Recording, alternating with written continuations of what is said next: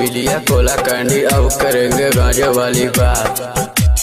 खूब पियेंगे भांग धतूरा, साथ में लेकर दही चूड़ा, पार्टी करेंगे सारी रात।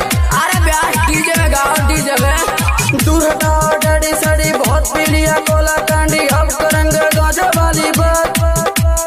खूब पियेंगे भांग धतूरा, साथ में लेकर दही चूड़ा, पार्टी करेंगे सारी रात।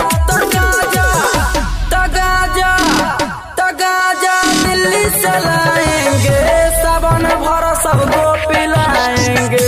तगाजा दिल्ली से लाएंगे, सावन भर सबको पिलाएंगे, पिलाएंगे।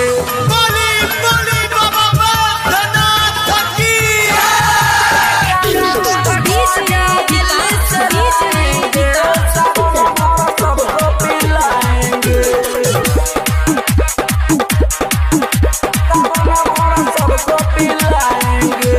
भोले के स्टाइल में चिलम जराएंगे, धुएं का छल्ला बना कर उड़ाएंगे। भोले के स्टाइल में चिलम जलाएंगे, धुएं का छल्ला बना कर उड़ाएंगे। तगाजा तगाजा तगाजा दिल्ली से लाएंगे, सावन भर सबको पिलाएंगे। तगाजा दिल्ली से लाएंगे, सावन भर सबको पिलाएंगे। बोली बोली बाबा बैद्यनाथ की।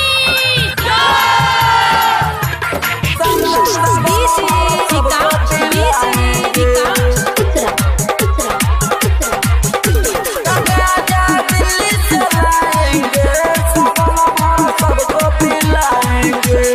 माटी के चिलम में गांजा भराएंगे, अमृत के गानों पे सबको नचाएंगे। माटी के चिलम में गांजा भराएंगे, अमृत के गानों पे सबको नचाएंगे। तगाजा